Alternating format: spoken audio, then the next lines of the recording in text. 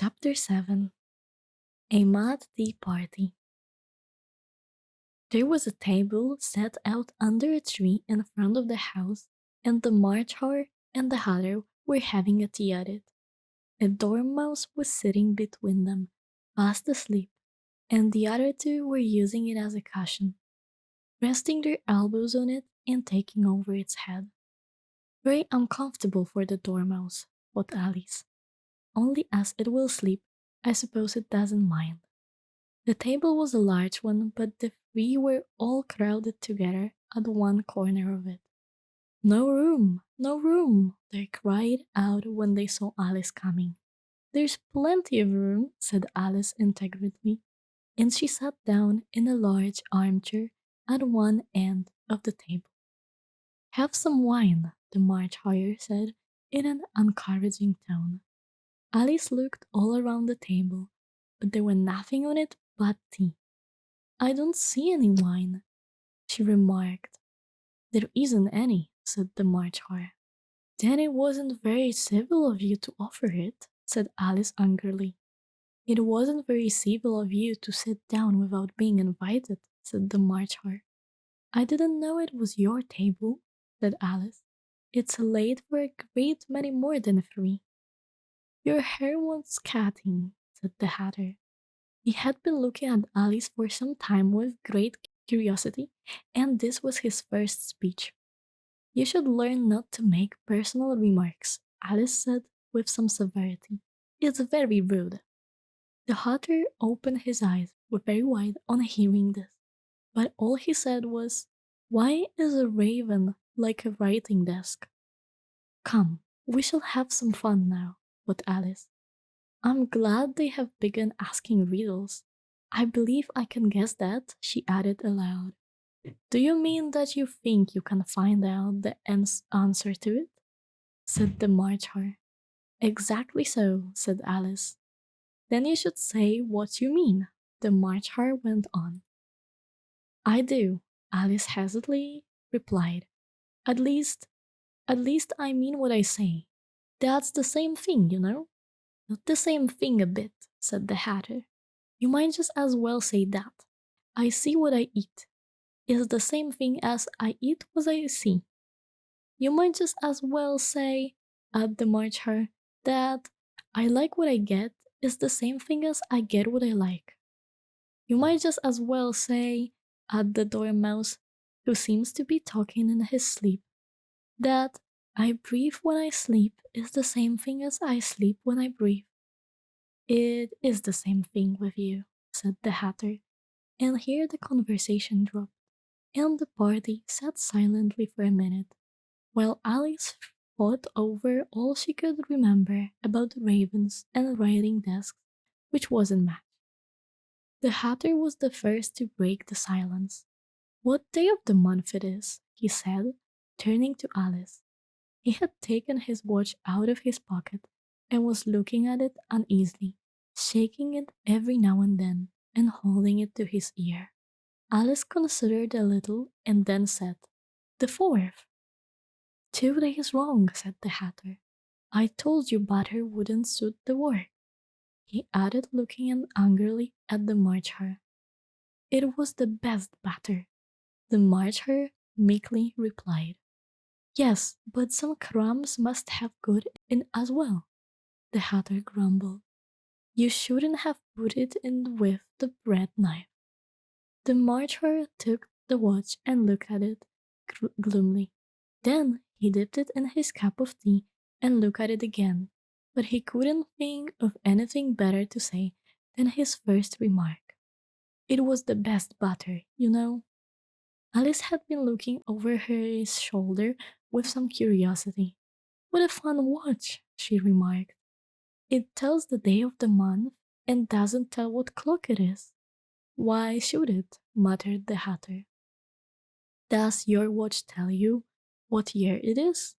Of course not, Alice replied very repeatedly.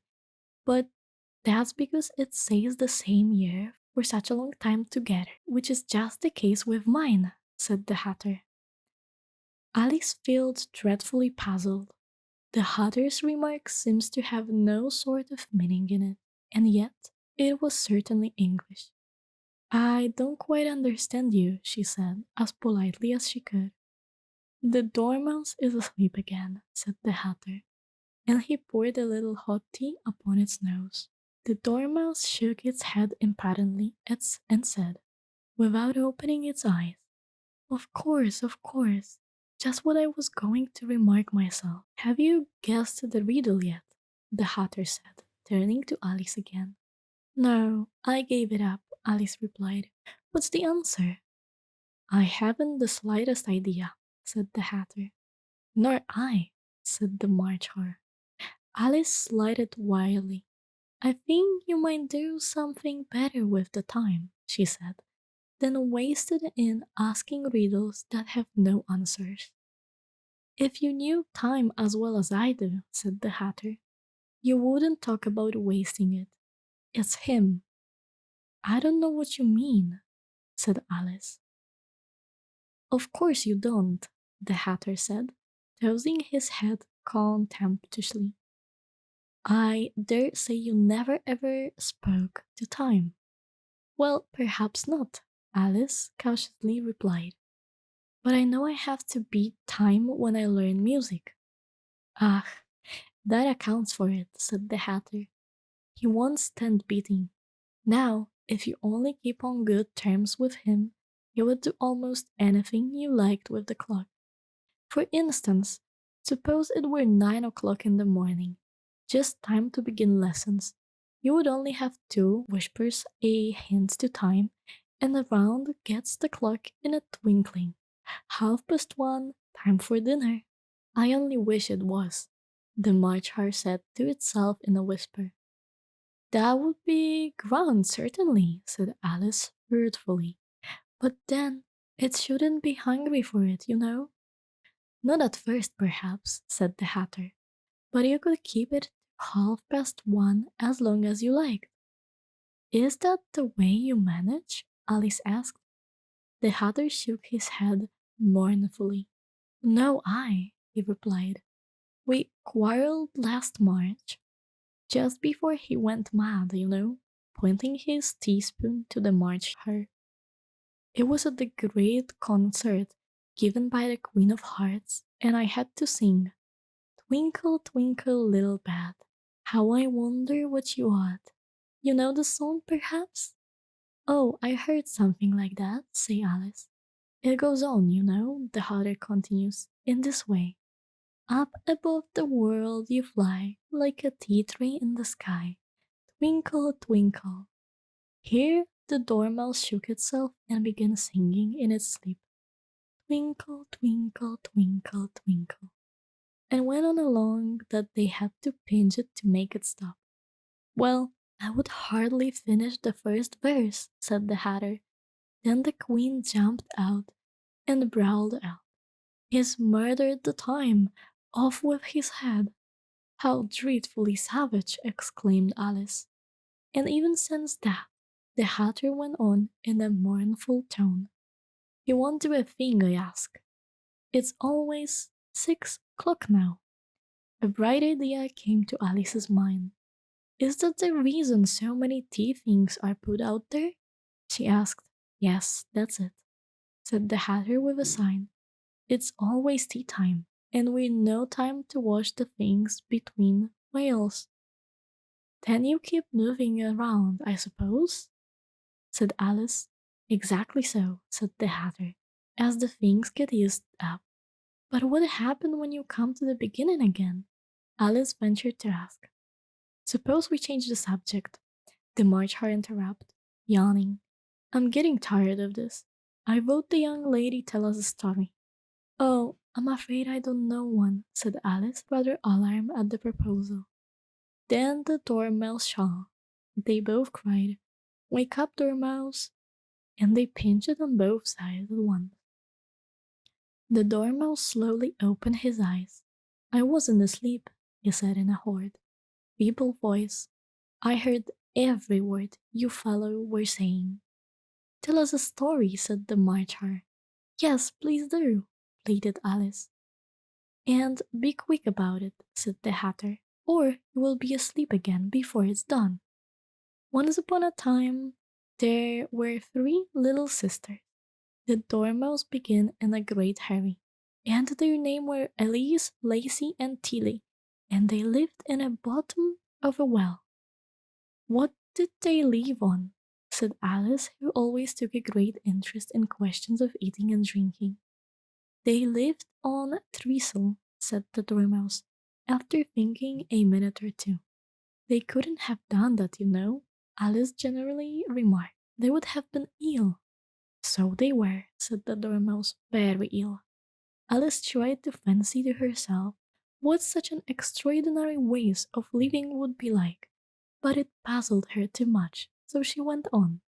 But why did they live at the bottom of the well? Here, take some more tea, the March Hare said to Alice, very earnestly. I've had nothing yet, Alice replied in an offended tone, so I can't take more. You mean you can't take less, said the Hatter. It's very easy to take more than nothing. Nobody asked your opinion, said Alice. Who's making personal remakes now? The Hatter asked triumphantly.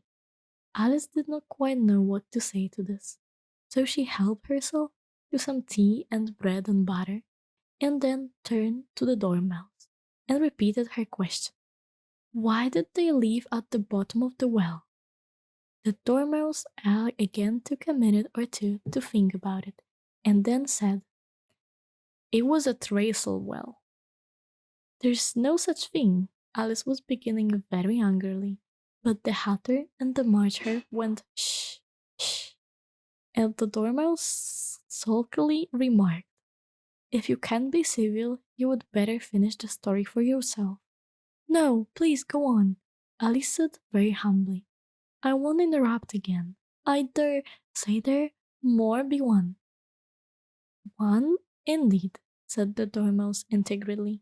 However, he constant to go on. And so their three little sisters. They were learning to draw, you know. What did they draw? Said Alice, quite forgetting her promise. Treacle, said the Dormouse, without considering at all this time. I want a clean cap, interrupted the Hatter. Let's all move one place on. He moved on as he spoke, and the Dormouse followed him. The March Hare moved into the Dormouse's place, and Alice rather unwillingly took the place of the March Hare. The Hatter was the only one who got any advantage from the change, and Alice was a good deal worn of those before, as the March Hare had just upset the milk jug into his plate. Alice did not wish to offend the Dormouse again, so she began very consciously. But I don't understand. Where did they draw the treacle from? You can't draw water out of a water well, said the Hatter, so I shouldn't think you could draw treacle out of the treacle well. Stupid? But they were in the well, said Alice to the Dormouse, not choosing to notice this last remark. Of course they were, said the Dormouse. Well in. This answer so confused poor Alice that she let the Dormouse go on for some time without interrupting it. They were learning to draw, the Dormouse went on, yawning and rubbing his eyes, for it was getting very sleepy. And they drew all manner of things, everything that begins with an M. Why with an M? Said Alice. Why not? Said the March Hare. Alice went silent. The Dormouse had closed its eyes by the time and was going off into a doze, but on being pinched by the Hatter, it woke up again with a little shriek and went on. That begins with an M, such as mousetraps and the moon and memory and muchness. You know, you said things are much of muchness. Did you ever see such a thing as a drawing of a muchness? Really, now you ask me, said Alice, very much confused. I don't think. Then you shouldn't talk, said the Hatter. This piece of rudeness was more than Alice could bear. She got up in great disgust and walked off. The Dormouse fell asleep instantly, and neither of the others took the last notice of her going, though she looked back once or twice, half hoping that they would call after her. The last time she saw them, they were trying to put the dormouse into the teapot. At any rate, I will never go there again, said Alice as she picked her way through the woods. It's the stupidest tea party I was ever at in all my life. Just as she said this, she noticed that one of the trees had a door leading right into it. That's very curious, she thought, but everything's curious today. I think I may as well go into it at once. And in she went. Once more she found herself in a long hall and close to the little grass table. Now I will manage better this time, she said to herself, and began by taking the little golden key and unlocking the door that leads into the garden. Once she went to work nibbling at the mushroom. She had kept a piece of it in her pocket till she was about a foot high, when she walked down the little passage, and then she found herself at least in the beautiful garden among the bright flowers bed and the cool fountains. Chapter 8 we go, guys. The Queen's Croquet Ground. A large rose tree stood near the entrance of the garden. The roses growing on it were white, but there were 3 gardeners at it, busily painting them red. Alice thought this was a very curious thing, and she went nearer to watch them. And just as she came up to them, she heard one of them saying, "Look out now, Five. Don't go splashing paint over me like that." "I couldn't help it," said Five in a sulky tone. Seven jogged my elbow, on which Seven looked up and said, "That's right, Five. Always lay the blame on others." "You would better not talk," said Five. "I'd rather. I heard the Queen say only yesterday you deserve to be beheaded." "What's for?" said the one who had spoken first. "That's none of your business too," said Seven. "Yes, it is his business," said Five, "and I will tell him. It was for bringing the cook tulip roots instead of onions." Seven flung down his brush and had just begun. "Well, all of the unjust things," when his eye changed to fall upon Alice as she stood watching them, and he checked himself suddenly. The others looked around also, but all of them bowed low. "Would you tell me," said Alice, a little timidly, "why are you painting the roses?" Five and Seven said nothing, but looked at Two. Two began in a low voice. "Why, the fact is, you see, miss, this here ought to have been a red rose tree, and we put a white one in by mistake, and if the Queen was to find out, we should all have our heads cut off, you know. So you see, miss, we're doing our best. Afterwards she comes to." At this moment, Five, who had been anxiously looking across the garden, called out, "The Queen! The Queen!" And the 3 gardeners instantly threw themselves flat upon their faces. There was a sound of many footsteps, and Alice looked around, eager to see the Queen. First came the soldier carrying clubs. They were all shaped like the 3 gardeners, oblong and flat, with their hands and feet at the corner. Next, the 10 counters. Those were ornamented all over with diamonds and walked 2 and 2. The other soldiers did. After those came the royal children. There were 10 of them, and the little dreads came jumping merrily along hand in hand in couples. They were all ornamented with hearts. Next came the guests, mostly kings and queens, and among them Alice recognized the white rabbit.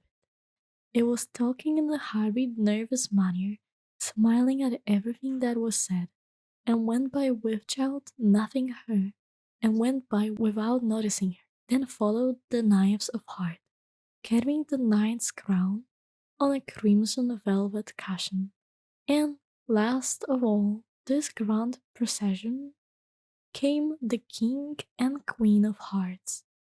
Alice was rather doubtful whether she ought go not to lie down on her face like the three gardeners, but she could not remember either ever having heard of such a rule at procession.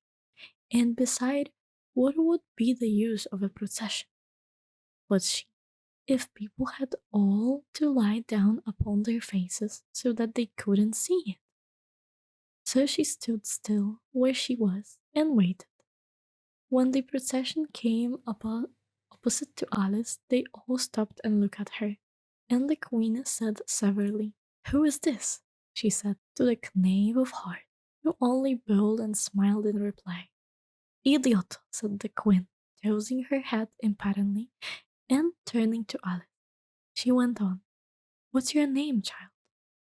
"My name is Alice, so please your majesty," she said very politely. But she added to herself, "Why, they're only a pack of cards after all. I, I needn't be afraid of them." "And who are those?" said the queen, pointing to the three gardeners who were lying around the rose tree. For, you see, as they were lying on their faces, and the pattern on their back was the same as the rest of the pack, she could not tell whether they were gardeners or soldiers or contraries or three of her own children. "How should I know?" said Alice, surprised at her own courage. "It's no business of mine." The queen turned crimson with fury, and after glaring at her for a moment like a wild beast, screamed, "Off with her head, off!" "Nonsense," said Alice very loudly and delicately, and the queen was silent. The king laid his hand upon her arm and timidly said, "Consider, my dear, she is only a child." The queen turned angrily away from her and said to the knives, "Turn them over." The knife did so, very carefully, with one foot. "Get up," said the queen, in a shrill, loud voice, and the three gardeners instantly jumped up and began bowing to the king, the queen, the royal children, and everybody else. "Leave off that," screamed the queen.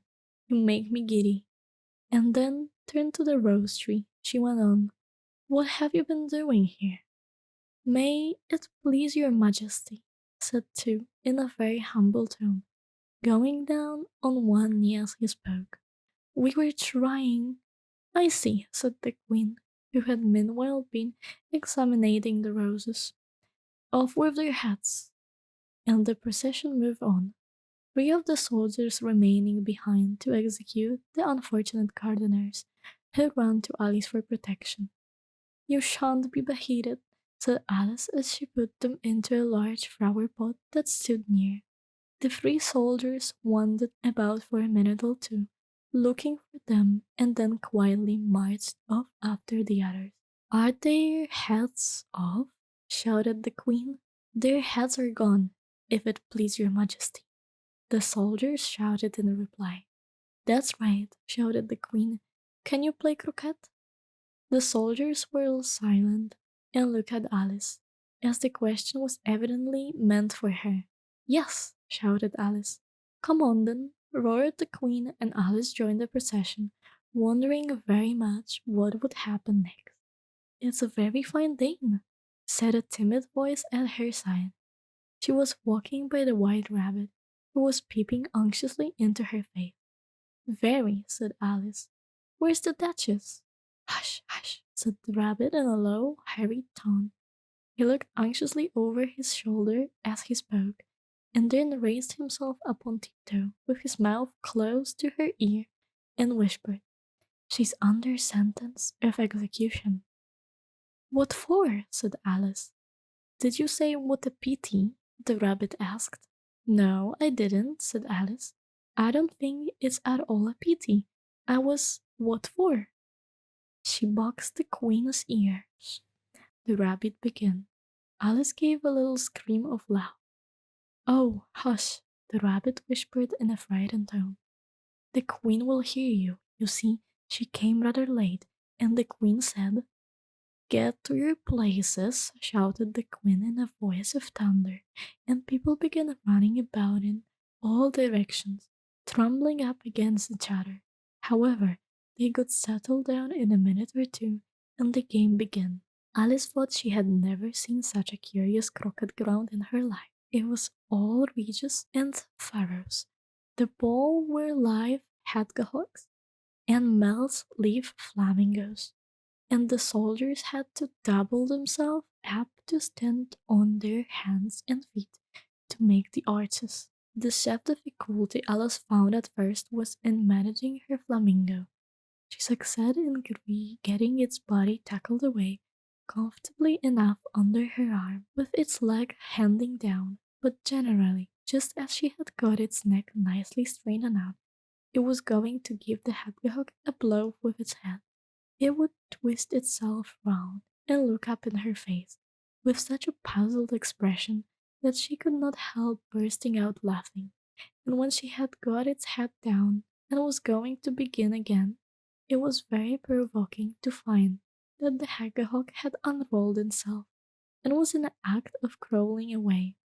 Beside all this, there was generally a ridge of furrow in the way whatever she wanted to send the hedgehog to. And as she doubled up, soldiers were always getting up and walking off to other parts of the ground. Alice soon came to the conclusion that it was a very difficult game indeed. The players all played at once without wanting for turns, quarreling all the while, and fighting for the hedgehogs. And in a very short time the queen was in a furious passion, and went stamping about, and shouting, "Off with his head!" or "Off with his head!" about once in a minute. Alice began to feel very uneasy. To be sure, she had not yet had any dispute with the queen, but she knew that it might happen any minute. And then, thought she, what would become of me? They're dreadfully fond of beheading people here. The great wonder is that there's anyone left alive. She was looking about for some way to escape, and wondering whether she could get away without being seen, when she noticed a curious appearance in the air. It puzzled her very much at first, but after watching it a minute or two, she made it out to be green, and she said to herself, "It's such a sire cat. Now I shall have somebody to talk to." "How are you getting on?" said the cat, as soon as there was mouth enough for it to speak with. Alice waited till the eyes appeared, and then nodded. "It's no use speaking to it," she thought, "till its ears have come, or at least one of them." In another minute the whole head appeared, and then Alice put down her flamingo and began an account of the game, feeling very glad she had someone to listen to her. The cat seems to think that there was enough of it now and no more of it to appear. "I don't think they play at all fairly," Alice began in a rather complaining tone, "and they all quarrel so dreadfully one can hear oneself speak, and they don't seem to have any rules in particular. At least, if there are nobody attends to them, and you've no idea how confusing it is all, and things being alive. For instance, there's the arch I've got to go through next walking about at the other end of the ground. And if I should have Croquette, the queen hedgehog for now, only it ran away when it saw mine coming." "How do you like the queen?" said the cat in a low voice. "Not at all," said Alice. "She's so extremely—" Just then she noticed that the queen was close behind her, listening, so she went on.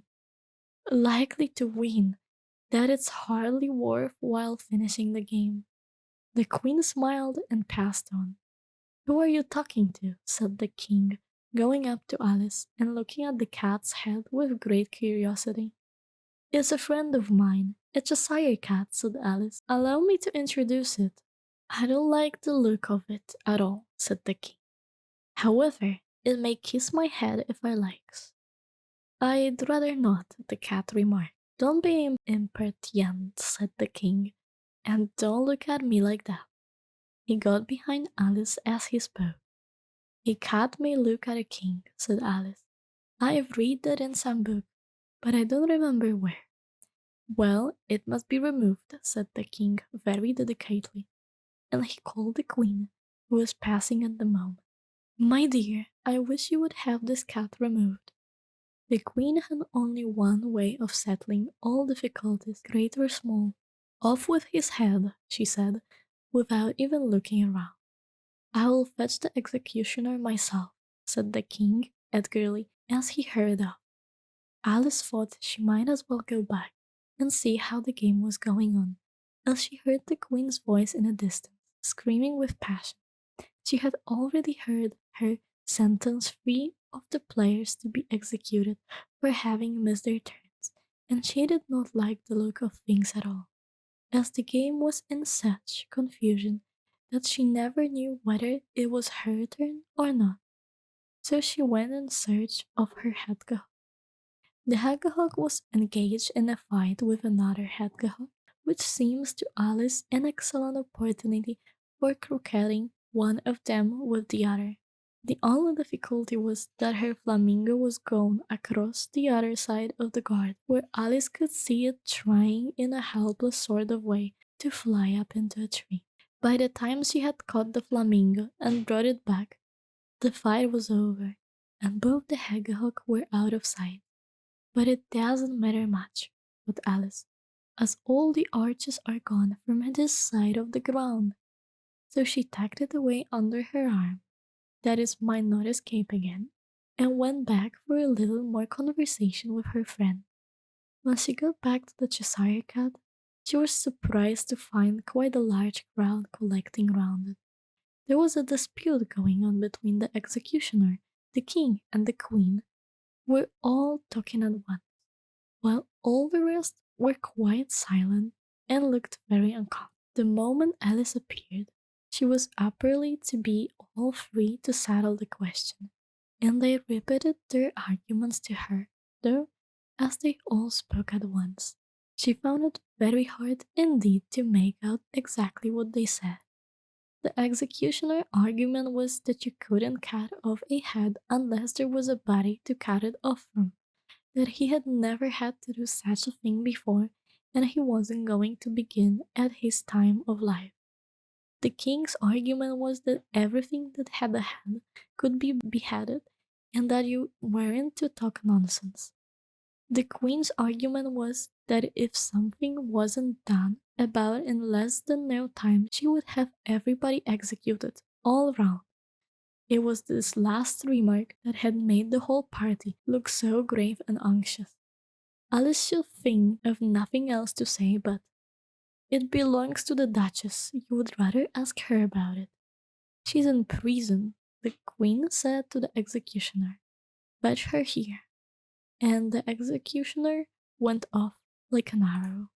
The cat's head began fading away the moment that he was gone, and by the time he came back with the Duchess, it had entirely disappeared.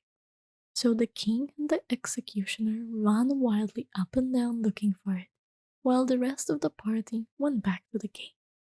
Chapter 9. The Mock Turtle's Story. "You can't think how glad I am to see you again, you dear old thing," said the Duchess as she tucked her arm affectionately into Alice's, and they walked off together. Alice was very glad to find her in such a pleasant temper, and thought to herself that perhaps it was only the pepper that had made her so savage when they met in the kitchen. "When I'm a duchess," she said to herself, not in a very hopeful tone though, "I won't have any pepper in my kitchen at all. Soups does very well without. Maybe it's always pepper that makes people hot-tempered." She went on, very much pleased at having found out a new kind of rule, and vinegar that makes them sour, and chamomile that makes them bitter, and barley sugar and such things that make children sweet-tempered. I only wish people knew that. Then they wouldn't be so stingly about it, you know. She had quite forgotten the Duchess by this time, and was a little startled when she heard her voice close to her ear. "You're thinking about something, my dear, and that makes you forget to talk. I can tell you just now that what the moral of it is, but I shall remember it in a bit. Perhaps it hasn't won, Alice ventured to remark. Toot toot, child, said the Duchess. Everything got a moral, if only you can find it. And she squeezed herself up closer to Alice's side as she spoke. Alice did not much like keeping so close to her. First, because the Duchess was very ugly, and secondly, because she was exactly the right height to rest her chin upon Alice's shoulder, and it was so uncomfortably sharp chin. However, she did not like to be rude, so she bore it as well as she could. The game's going on rather better now, she said by walking off, keeping up the conversation a little.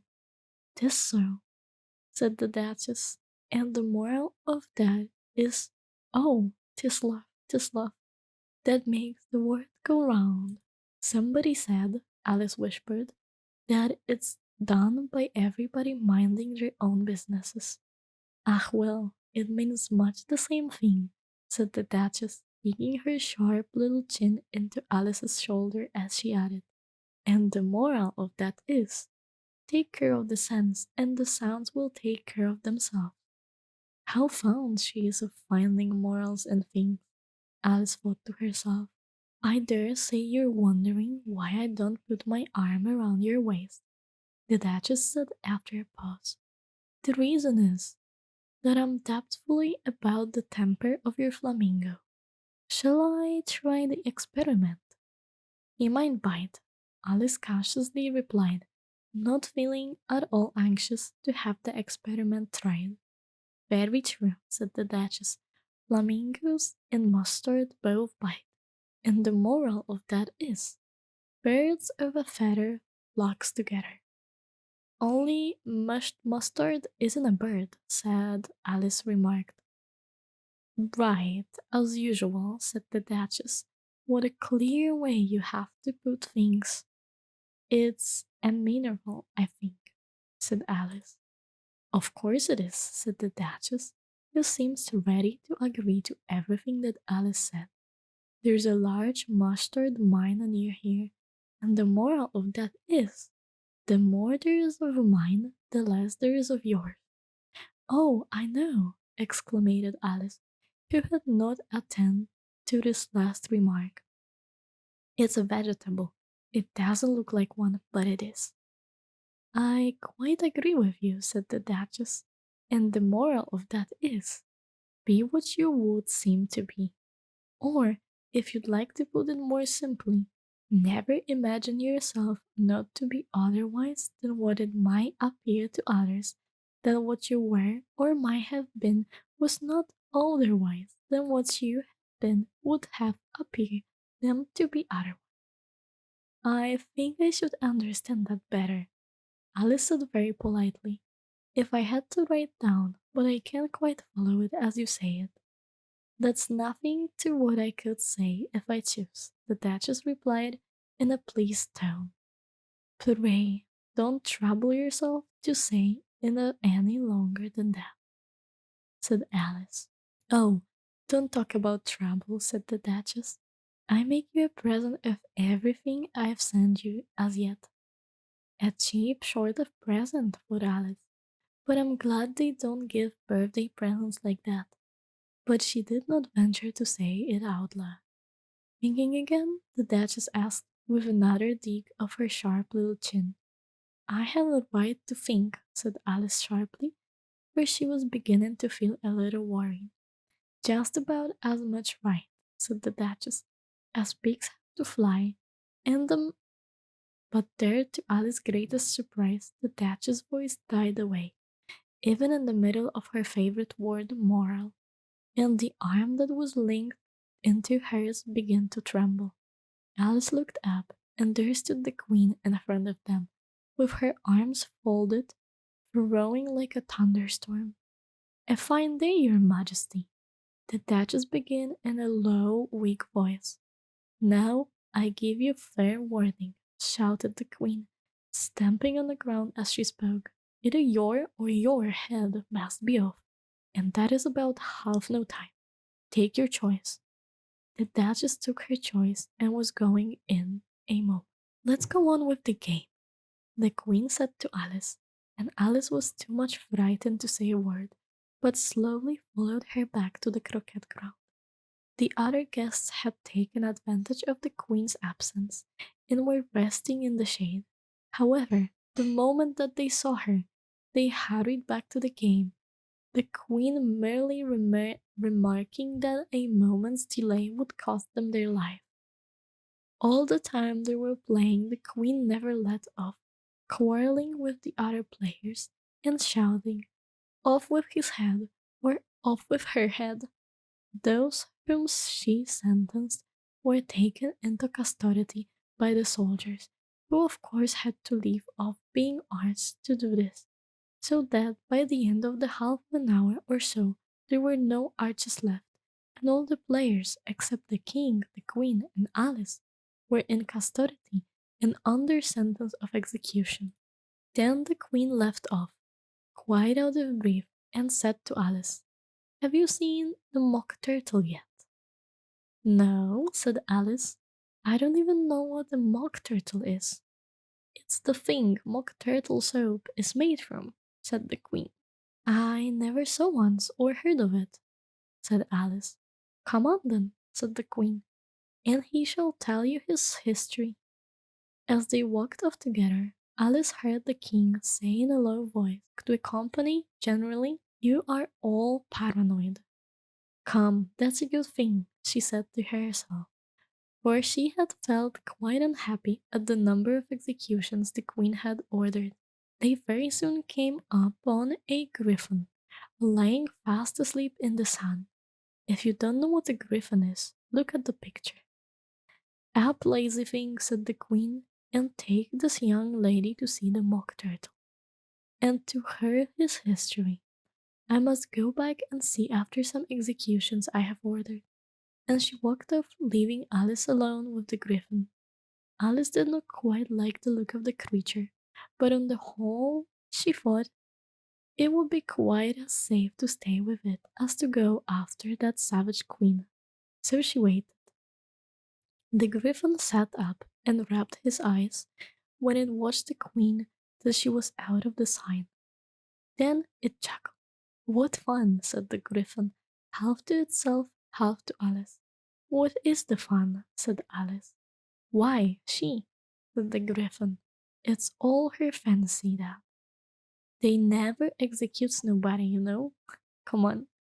"Everybody says 'come on' here," thought Alice as she went slowly after. "I never was so ordered about it in my life, never." They had not gone far before they saw the mock turtle in the distance, sitting sad and lonely on a little lodge of rock. And as they came nearer, Alice could hear him singing as if his heart would break. She pitied him deeply. "What is his sorrow?" she asked the griffin, and the griffin answered, very nearly in the same words as before. "It's all his fancy, that. He hasn't got no sorrow, you know. Come on." So they went up to the mock turtle, who looked at them with large eyes full of tears. "This here young lady," said the griffin, "she wants for you to know your history. She really do." "I'll tell it her," said the mock turtle in a deep, hollow tone. "Sit down, both of you, and don't speak a word till I finished." So they sat down, and nobody spoke for a minute. Alice thought to herself, "I don't see how he can ever finish if he doesn't begin." But she waited once, said the mock turtle at least, with a deep sigh. "I was a real turtle." Those words were followed by a very long silence, broken only by an occasional exclamation of "Hacho" from the griffin, and the constant heavy sobbing of the mock turtle. Alice was very nearly getting up and saying, "Thank you, sir, for your interesting story," but she could not help thinking there must be more to come, so she sat still and said nothing. "When we were little," the mock turtle went on at last, more calmly, though still sobbing a little now and then, "we went to school in the sea. The master was an old turtle. We used to call him Tortoise." "Why did you call him Tortoise?" If he wasn't one, Alice asked. We call him Tortoise because he taught us, said the Mock Turtle angrily. Really, you are very dull. You ought to be ashamed of yourself for asking such a simple question, added the Griffin. And then they both sat silent and looked at poor Alice, who felt ready to sink into the earth.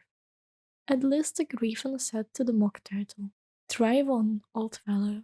Don't be all day about it." And he went on in those words. Yes, we went to school in the sea, though you mayn't believe it. I never said I don't, interrupted Alice. You did, said the Mock Turtle. Hold your tongue, added the Griffin, before Alice could speak again. The Mock Turtle went on. We had the best of educations. In fact, we went to school every day. I've been to a day school too, said Alice. You needn't be so proud as all that. With extras, said the Mock Turtle, a little anxious. Yes, said Alice. I've learned French and music. And washing? Said the Mock Turtle. Certainly not, said Alice indignantly. Ah, then yours wasn't really good school, said the Mock Turtle in a tone of great relief. Now, at ours, they had at the end of the bill French, music, and washing extra. You couldn't have wanted it much, said Alice. Living at the bottom of the sea? I couldn't afford to learn it, said the Mock Turtle with a sigh. I only took the regular course. What was that? Inquired Alice. Really enlightening, of course, to begin with, the Mock Turtle replied.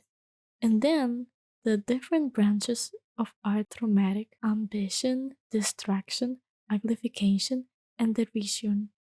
I never heard of uglification, Alice ventured to say. What is that? The Griffin lifted up both his paws in surprise. What? Never heard of uglify? It exclaimed. You know what to beautify is, I suppose.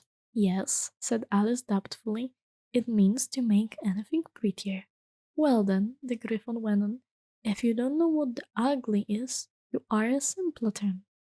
Alice did not feel encouraged to ask any more questions about it, so she turned to the Mock Turtle and said, what else had you to learn? Well, there was a mystery. The Mock Turtle replied, counting off the subjects on his flappers. Mystery, ancient and modern, with seaography, then trolling master with an old coranger eel that used to come once a week. He taught us drawing, stretching, and fainting in coils. What was that like? Said Alice. Well, I can show it myself, the Mock Turtle said. I'm too stiff, and the Griffin never learned it. Hadn't time, said the Griffin. I went to the classic master, though. He was an old crab. He was. I never went to him, the Mock Turtle said with a sigh. He taught laughing and grief, they used to say.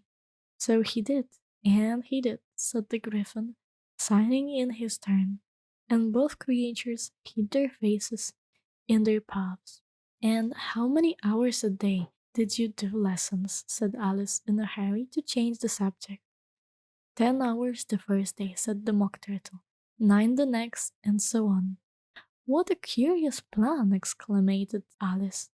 That's the reason they're called lessons, the Griffin remarked, because they listen from day to day. This was very quite a new idea to Alice, and she thought it over a little before she made her new remark. Then the 11th day must be even a holiday? Of course it was, said the Mock Turtle. And how did you manage on the 12th? Alice went on eagerly. That's enough about lessons, the Griffin interrupted in a very dedicated tone. Tell her something about the games now. Chapter 10. The Lobster Quadrille. The Mock Turtle sighed deeply and drew the back of the flapper across his eye. He looked at Alice and tried to speak, but for a minute or two sobs choked his voice. Same as if he had a bone in his throat, said the Griffin, and it set to work shaking him and pounding him in the back.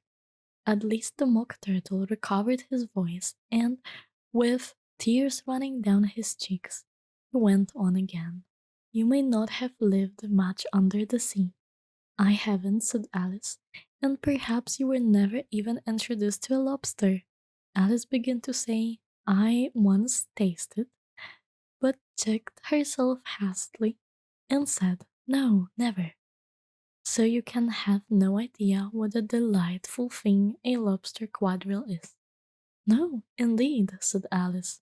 What sort of a dance it is? Why, said the Gryphon, you first form into a line along the seashore. 2 lines, cried the Mock Turtle. Seals, turtles, salmon, and so on. Then, when you have cleared all the jellyfishes out of the way, that generally takes some time, interrupted the Gryphon. You advise twice, each with lobster as a partner, cried the Gryphon. Of course, the Mock Turtle said. Advance twice, said the partners. Change lobsters and retire in same order, continued the Gryphon. Then, you know, the Mock Turtle went on. You throw the lobster, shouted the Gryphon, with a bound into the air, as far out to sea as you can. Swim after them, screamed the Gryphon. Turn a sowsel into a sea, cried the Mock Turtle, carping wildly about. Change lobster again, yelled the Gryphon at the top of its voice. Back to land again, and that's all the first figure, said the Mock Turtle, suddenly dropping his voice, and the 2 creatures who had been jumping about like mad things all this time sat down again very sadly and quietly and looked at Alice. It must be a very pretty dance, said Alice timidly. Would you like to see a little of it? Said the Mock Turtle. Very much indeed, said Alice. Come, let's try the first figure, said the Mock Turtle to the Gryphon. We can do without lobsters, you know. Which shall sing? Oh, you sing, said the Gryphon. I've forgotten the words. So they began solemnly dancing round and round Alice, every now and then treading on her toes when they passed too close and waving foreflaps to mark the time, while the Mock Turtle sang this very slowly and sadly. Will you walk a little faster? Said the Whining to a snail. There's a porpoise close behind us, and he's trailing in my tail. See how eagerly the lobster and turtles all advise? They are waiting on the shingle. Will you come and join the dance? Will you, won't you, will you, won't you, will you join the dance? Will you, won't you, will you, won't you, will you, won't you join the dance? You can really have no notion how delightful it will be when they take us up and throw us with the lobster out of sea. But the snail replied, too far, and gave a look aside. Said the thanked the whitening kind, but he would not join the dance. Would not, could not, would not, could not, would not join the dance. Would not, could not, would not, could not join the dance. What matters is how far we go, his scaly friend replied. There is another shore, you know, upon the other side. The further off from England, the nearer to the France. Then turn now pale, beloved snail, but come and join the dance. Will you, won't you, will you, won't you, will you join the dance? Will you, won't you, will you, won't you join the dance? Thank you, it's a very interesting dance to watch, said Alice, feeling very glad that it was over at least. And I do so like the curious song about the whiting. Oh, as for the whiting, said the Mock Turtle, you've seen them, of course? Yes, said Alice. I've often seen them at Din. She checked herself hesitantly. I don't know where Dean may be, said the Mock Turtle, but if you have seen them so often, of course you know what they're like. I believe so, Alice replied thoughtfully. They have their tails in their mouths and they're all over crumbs.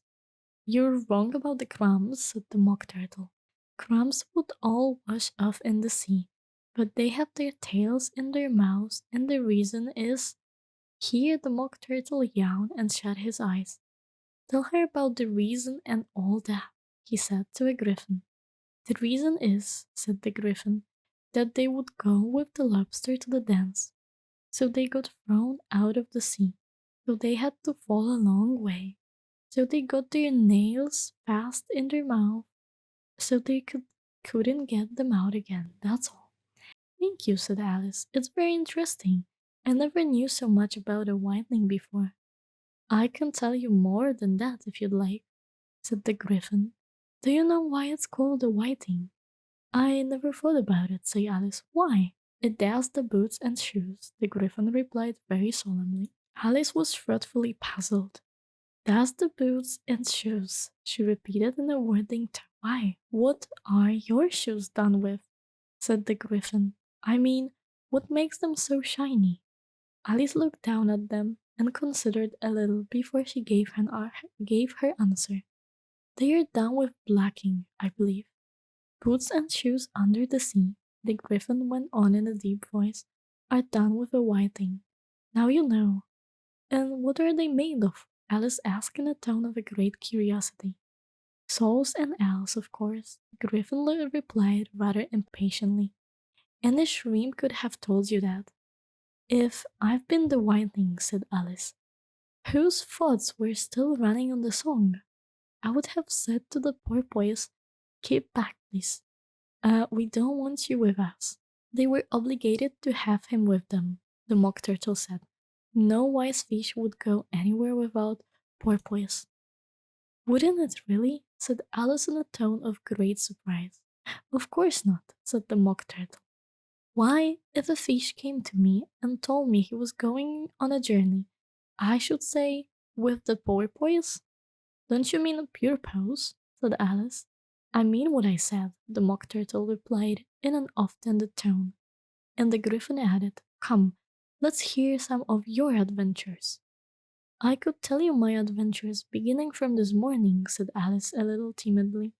But it's no use going back to yesterday because I was a different person then. Explain that then, said the mock turtle. No, no. The adventures first, said the griffin in an attempted tone. Explanations take such a dreadful time. So Alice began telling them her adventure from the time when she first saw the white rabbit. She was a little nervous about it at first.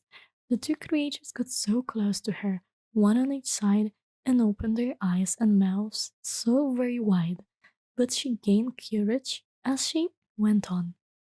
Her listeners were perfectly quiet till she got to the part about her repeating, are you old, Father William, to the caterpillar, and the words all coming different. And then the mock turtle drew a long breath and said, that's very curious. It's all about as curious as it can be, said the griffin. It all came different, the mock turtle repeated thoughtfully. I should like to hear her try and repeat something now. Tell her to begin. He looked at the griffin as if he thought it had some kind of authority over Alice. Stand up and repeat. "'Tis the voice of a sluggard," said the griffin. How the creators order one about and make one repeat lesson, thought Alice. I might as well be at school at once. However, she got up and began to repeat it, but her head was so full of lobster quadrille that she hardly knew what she was saying, and the words came very queer indeed. "'Tis the voice of Lobster," I heard him declare. "You have baked me too brown, I must sugar my hair. As a duck with its eye lights, so he with his nose trims his belt and his buttons and turns out his toes." Later editions continue as follows. "When the sands are all dry, he is grey as a lark, and will talk in contemptuous tone of the shark. But when he tide rise and sharks are round, his voice has a timid and tremulous sound." "That's different from what I used to say when I was a child," said the griffin. "Well, I never heard it before," said the mock turtle, "but it sounds uncommon nonsense." Alice said nothing. She had sat down with her face in her hands, wondering if anything would ever happen in a natural way again. I should like to have it explained, said the Mock Turtle. She can't explain it, said the Griffin hastily. Go on with the next verse. But about his toes, the Mock Turtle persisted. How could he turn them out with his nose? It's the first position in dancing, said Alice, who was dreadfully puzzled by the whole thing, and longed to change the scepter. Go on with the next verse, the Griffin repeated impatiently. It begins, I passed by his garden. Alice did not dare to disobey, the thought she felt sure it would all come wrong, and she went on in a trembling voice. I passed by his garden and marked with one eye how the owl and the panther were sharing a pie. Later edition continue as follows. The panther took pie crust and gravy and meat, while the owl had the dish as its share of the treat. When the pie was all finished, the owl, as a boon, was kindly permitted to pocket the spoon, while the panther received knife and fork with a growl, and concluded the banquet. What is the use of repeating all that stuff? The Mock Turtle interrupted. If you don't explain it as you go on. It's by far the most confusing thing I've ever heard. Yes, I think you'd better leave off, said the Griffin, and Alice was only too glad to do so. Shall we try another figure of the lobster quadrille? The Griffin went on. Or would you like the Mock Turtle to sing you a song? Oh, a song, please, if the Mock Turtle would be so kind. Alice replied, so eagerly that the Griffin said in a rather offended tone, No accounting for taste. Sing her turtle soup, will you, old fellow? The Mock Turtle sighed deeply and began, in a voice something choked with sobs, to sing this. Beautiful soap, so rich and green, waiting in a hot torrent. Who for such dainted would not stop? Soap of everything, beautiful soap. Soap of everything, beautiful soap. Beautiful soap. Beautiful soap. Soap of the everything. Beautiful, beautiful soap. Beautiful soap. Who cares for fish, game, or any other dish? Who would not give all else for the pea? Pennyworth only the beautiful soap. Pennyworth only the beautiful soap. Beautiful soap. Beautiful soap. Soap of the evening. Beautiful, beautiful soap. Chorus again, cried the Griffin, and the Mock Turtle had just begun to repeat it, when a cry of the trial begins was heard in the distance. Come on, cried the Griffin, and, taking Alice by the hand, it hurried off, without waiting for the end of the song. What trial is it? Alice panted as she ran, but the Griffin only answered, Come on, and ran the faster, while more and more faintly calm, carrying on the breeze that followed them the melancholy words, Soap of the evening, beautiful, beautiful soap of the chapter 11, guys. Who stole the tarts? The King and Queen of Hearts were seated on their throne when they arrived, with a great crowd assembled about them, all sorts of little birds and beasts, as well as the whole pack of cards. The knife was standing before them in chains, with a soldier on each side to guard them. And never the king was the white rabbit, with a trumpet in one hand and a scroll of parchment in the other. In the very middle of the court was a table, with a large dish of tarts upon it. They looked so good that it made Alice quite hungry to look at them. I wish they would get the trial done, she thought, and hand rounded the refreshments. But there seems to be no chance of this, so she began looking at everything about her to pass away the time. Alice had never been in a court of justice before, but she had read about them in books, and she was quite pleased to find that she knew the name of nearly everything there. That's the judge, she said to herself, because of his great wig. The judge, by the way, was the king, and he wore his crown over the wig. Look at the frontispice if you want to see how he did it. He looked not like at all comfortable, but it was certainly not becoming. And that's the jury box with Alice and those 12 creatures. He was obligated to say creatures, you see, because some of them were animals and some were birds. I suppose they're the jurors, she said this last word 2 or 3 times over to herself, being rather proud of it, for she thought, or rightly too, that very few little girls of her age knew the meaning of it at all. However, Juryman would have done just as well. The 12 jurors were all writing very busily on slates. What are they doing? Alice whispered to the griffin. They can't have everything to put down yet before the trial begins. They were putting down their names, the griffin whispered in reply, for fear they should forget them before the end of the trial. Stupid thing, Alice began in a loud, indignant voice, but she stopped hastily, for the white rabbit cried out. Silence in the court, and the king put on his special and looked anxious around to make out who was talking. Alice could see, as well as if she were looking over their shoulders, that all the jurors were writing down stupid things on their slates, and she could never even make out that one of them didn't know how to spell stupid, and that he had to ask his neighbor to tell him. A nice model. Their slate will be before the trial's over. But Alice, one of the jurors had a pencil that squeaked.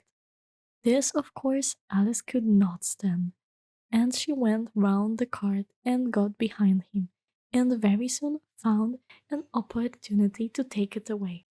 She did it so quickly that the poor little juror, it was Bill the lizard, could not make out at all what had become of it. So, after hunting all about for it, he was obligated to write with one finger for the rest of the day. And this was of very little use, as it left no mark on the slate. Herald, read the accusation, said the king. On this, the white rabbit blew 3 blasts of the trumpet, and then unrolled the parchment scroll, and read the follows. The Queen of Hearts, she made some tarts, all on a summer day. The Knave of Hearts, he stole those tarts, and took them quite away. Consider your verdict, the king said to the jury. Not yet, not yet, the rabbit hastily interrupted. There's a great deal to come before that. Call the first witness, said the king, and the white rabbit blew 3 blasts on the trumpet, and called out, First witness. The first witness was the Hatter. He came in with a teacup in one hand and a piece of bread and butter in the other. Oh, I beg pardon, your majesty, he began, for bringing those in, but I hadn't quite finished my tea when I was sent for. You ought to have finished, said the king. When did you begin? The Hatter looked at the March Hare, who had followed him into the court, arm in arm with the Dormouse. 14th of March, I think it was, he said. 15th, said the March Hare. 16th, said the Dormouse. Write that down, the king said to the jury, and the jury eagerly wrote down all 3 dates of their slates, and then added them up and reduced the answer to shillings and pence. Take off your hat, the king said to the Hatter. It's not mine, said the Hatter. Stolen, the king exclaimed, turning to the jury, who instantly made a memorandum of the fact. I keep them to sell, the Hatter added as an explanation.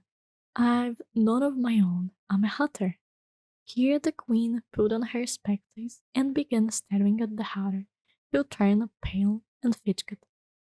Give your obedience, said the king, and don't be nervous, or I will have you executed on the spot. This did not seem to encourage the witness at all. He kept shifting from one foot to another, looking uneasy at the queen, and in his confusion he beat a large piece out of his teacup instead of the bread and butter. Just at this moment, Alice felt a very curious sensation, which puzzled her a good deal till she made out what it was. She was beginning to grow larger again, and she thought at first she would get up and leave the cart. But on second thoughts, she decided to remain where she was as long as there was room for her.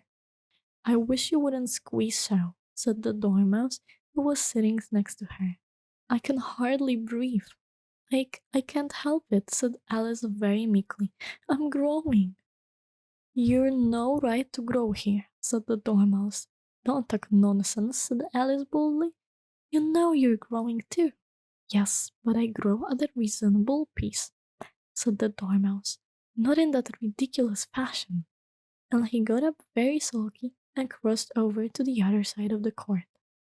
All those time the queen had never left off staring at the hatter, and just as the dormouse crossed the court, she said to one of the officers of the court, "Bring me the list of the singers in the last concert."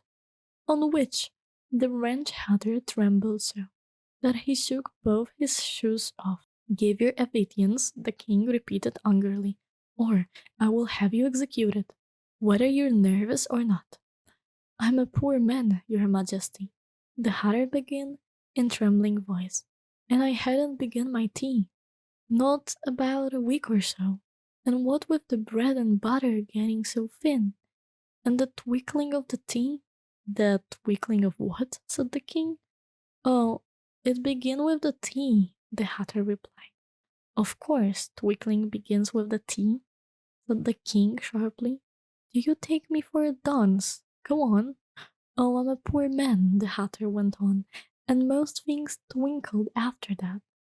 Only the March Hare said—" "I didn't," the March Hare interrupted in a great hurry. "You did," said the hatter. "I deny it," said the March Hare. "He denies it," said the king. "Leave out that part." "Well, at any rate, the dormouse said," the hatter went on, looking anxiously around to see if he would deny it too. But the dormouse denied nothing, being fast asleep. "After that," continued the hatter, "I cut some more bread and butter." "But what did the dormouse say?" one of the jury asked. That I can't remember," said the hatter. "You must remember," remarked the king, "or I will have you executed." The miserable hatter dropped his teacup and bread and butter, and went down on one knee. "I am a poor man, your majesty," he began. "You are a very poor speaker," said the king.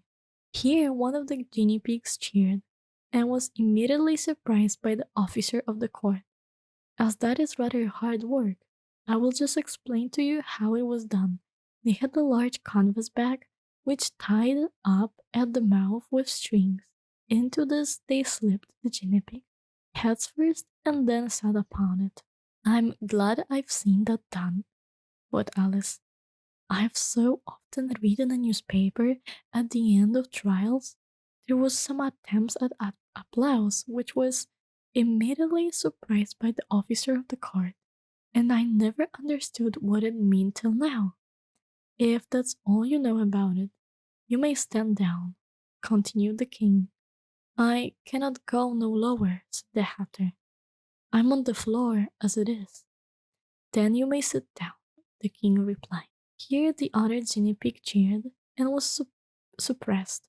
"Come, that finished the guinea pigs," thought Alice. "Now we shall get on better."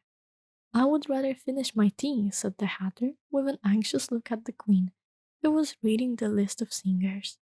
"You may go," said the king, and the hatter hurriedly left the court without even wanting to put his shoes on, and just take his hat off outside. The queen added to one of the officers, but the hatter was out of sight before the officer could get to the door. "Call the next witness," said the king. The next witness was the Duchess cook. She carried her pepper box in her hand, and Alice guessed who it was, even before she got into the court. By the way, the people near the door began sneezing all at once. "Give your evidence," said the king. "Shan't," said the cook. The king looked anxiously at the white rabbit, who said in a low voice, "Your majesty must cross-examine this witness." "Well, if I must, I must," the king said, with a melancholy air, And after folding his arm and throwing at the cook till his eyes were nearly out of sight, he said in a deep voice, "What are tarts made of?" Pepper mostly, said the cook. Treacle, said the slightly voice behind her. Collar that dormouse, the queen shrieked out. Behead the dormouse. Turn the dormouse out of the court. Suppress him, pinch him off with his whiskers. For some minutes the whole court was in confusion, getting the dormouse turned out, and by the time they had settled down again, the cook had disappeared. "Never mind," said the king, with an air of great relief. "Call the next witness." And he added in an undertone to the queen, "Really, my dear, you must cross-examine the next witness. It quite makes my forehead ache." Alice watched the White Rabbit as he fumbled over the list, feeling very curious to see what the next witness would be like. "For they haven't got much evidence yet," she said to herself. Imagine her surprise when the White Rabbit read out at the top of his shrilling little voice the name Alice.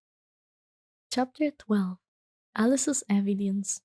"Here," cried Alice, quite forgetting in the flurry of the moment how large she had grown in the last few minutes, and she jumped up in such a hurry that she tripped over the jury box with the edge of her skirt, upsetting all the jurymen on the heads of the crowd below, and there they lay sprawling about, reminding her very much of a globe of goldfish she had accidentally upset the week before.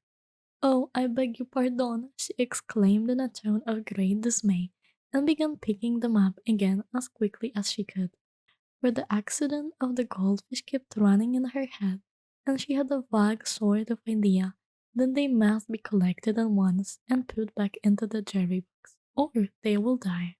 "The trial cannot proceed," said the king in a very grave voice, "until all the jurymen are back in their proper places. All of them," he repeated with a great emphasis, looking hard at Alice as he said so. Alice looked at the jury box and saw that in her haste she had put the lizard in head downward, and the poor little thing was waving its tail about in a melancholy way, being quite unable to move. She soon going it out again and put it right. "Not that it signifies much," she said to herself. "It should think it would be quite as much use in the trial one way up as the other." As soon as the jury had a little recovered from the shock of being upset, and their slates and pencils had been found and handed back to them, they set to work very delightfully to write out a history of the accident, all except the lizard, who seems too much overcome to do anything but sit with its mouth open, gazing up into the roof of the court. "What do you know about this business?" the king said to Alice. "Nothing," said Alice. "Nothing whatever?" persisted the king. "Nothing whatever," said Alice. "That's very important," the king said, turning to the jury. They were just beginning to write this down on their slates when the White Rabbit interrupted. "Unimportant, your majesty means, of course," he said in a very respectful tone, but throwing and making faces at him as he spoke. "Unimportant, of course I meant," the king hastily said, and went on to himself in an undertone. "Important, unimportant, unimportant, important, as if he were trying which word sounded best." Some of the jury wrote it down important and some unimportant. Alice could see this as she was near enough to look over their slates. "But it doesn't matter a bit," she thought to herself.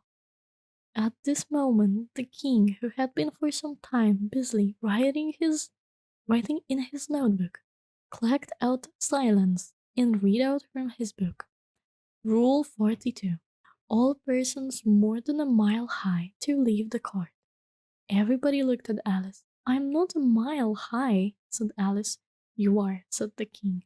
"Nearly 2 miles high," added the queen. "Well, I shan't go at any rate," said Alice. "Beside, It's not a regular rule. You invented it just now. It's the oldest rule in the book, said the king. Then I ought to be number one, said Alice. The king turned pale and shut his notebook hastily. Consider your verdict, he said to the jury in a low, trembling voice. There's more evidence to come yet. Please, your majesty, said the white rabbit, jumping up in a great hurry. This paper was just being picked up. What's in it? Said the queen. I haven't opened it yet, said the white rabbit. But it seems to be a letter written by the prisoner to somebody. It must have been that, said the king, unless it was written to nobody, which isn't usual, you know. Who is it directed to? Said one of the jurymen. It isn't directed at all, said the white rabbit. In fact, there's nothing written on the outside. He unfolded the paper as he spoke and added, It isn't a letter after all. It's a set of verses. Are they in the prisoner's handwriting? Asked another of the jurymen. No, they're not, said the white rabbit, and that's the queerest thing about it. The jury looked all puzzled. He must have imitated somebody else's handwriting, said the king. The jury all brightened up again. Please, your majesty, said the knight. I don't write it, and they can't prove I did. There's no name signed at the end. If you didn't sign it, said the king, that only makes the matter worse. You must have meant some mischief, or else you'd have signed your name like an honest man. There was a general clapping of hands at this. It was the first really clever thing the king had said that day. That proves his guilt, said the queen. It proves nothing of the sort, said Alice. Why, you don't even know what they're about. Read them, said the king. The white rabbit put on his spectacles. Where shall I begin? Please, your majesty, he asked. Begin at the beginning. The king said gravely, and go on till you come to the end. Then stop. Those were the verses the white rabbit read. They told me you had been to her, and mentioned me to him. She gave me a good character, but said I could not swim. He sent them word I had not gone. We knew it to be true. If she shall push the matter on, what would become of you? I gave her one, they gave him two. You gave us three or more. They all returned from him to you. But they were mine before. If I or she could chance to be involved in this affair, it trusts to you to set them free, exactly as we were. My notion was that you had been, before she had this fit, an obstacle that came between him and ourselves and it. Don't let him know she liked them best, for this must even be a secret kept from all the rest, between yourself and me. That's the most important piece of evidence we've heard yet, said the king, rubbing his hands. So now let the jury, if any one of them can explain it, said Alice. She had grown so large in the last few minutes that she wasn't a bit afraid of interrupting him. I will give him sixpence. I don't believe there's an atom of meaning in it. The jury all wrote down on their slates. She doesn't believe that there's an atom of the meaning in it, but none of them attempt to explain the paper. If there's no meaning in it, said the king, that saves a world of trouble, you know, as we needn't try to find any. And yet, I don't know. He went on, spreading out the verse on his knee and looking at them with one eye. I seem to see some meaning in them, after all. Said I could not swim. You can swim, can you? He added, turning to the knave. The knife shook his head sadly. Do I like it? He said, which he certainly did not.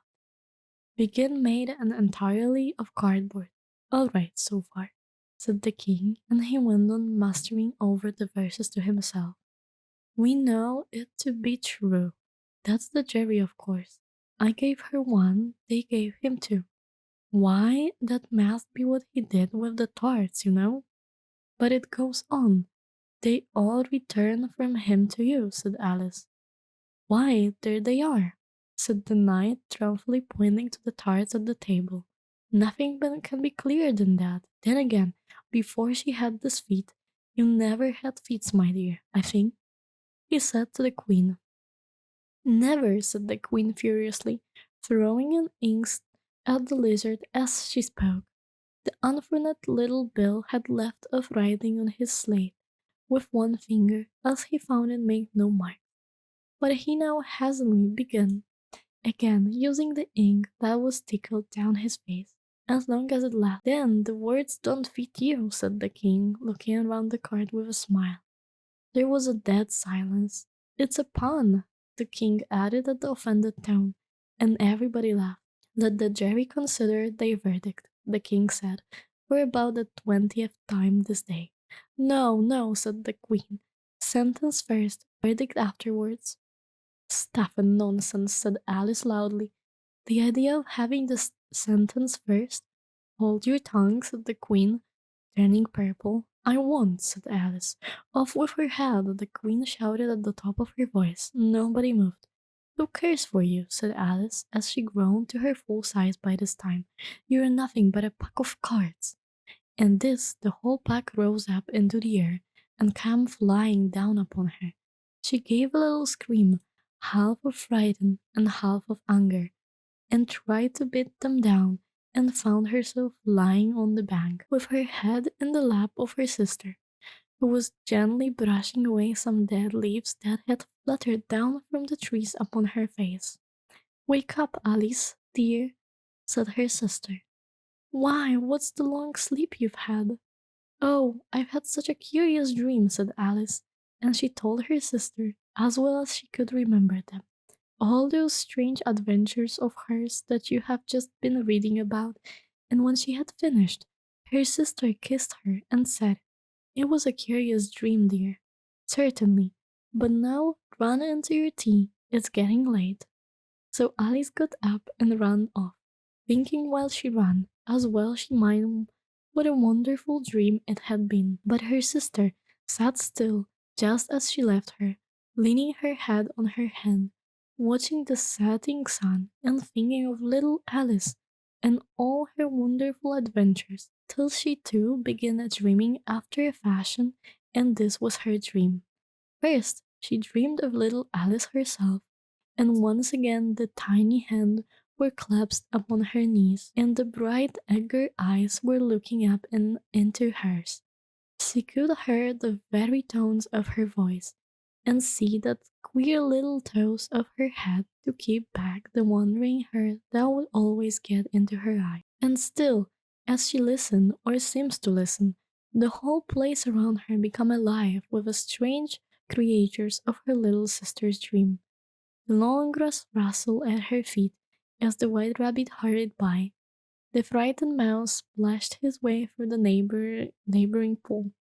She could hear the rattle of the teacups as the March Hare and his friends shared their never-ending meal, and the shrill voice of the queen ordering off her unfortunate guests to the execution.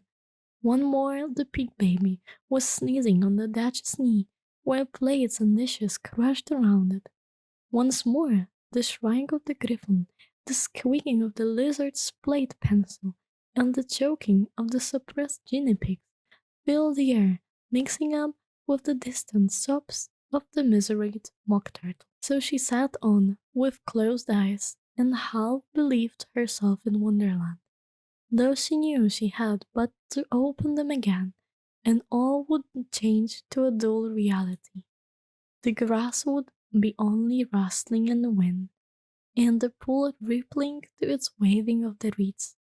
The rattling teacups could change into twinkling sheep bells, and the queen's shrill cries to the voice of the shepherd boy, and the sneeze of the baby, the shrieking of the griffin, and all the other queer noises would change, she knew, to the confused clamor of the busy farmyard, while the lowering of the castle in the distance could take the place of the mock turtle's heavy sob. Lastly, she pictured to herself how this same little sister of hers would, in the after time, be herself a grown woman, and how she would keep, through all her ripple years, the simple, and loving heart of her childhood, and how she would gather about her other little children and make their eyes bright and eager with many a strange tale, perhaps even with the dream of Wonderland of long ago, and how she would feel with all their simple sorrows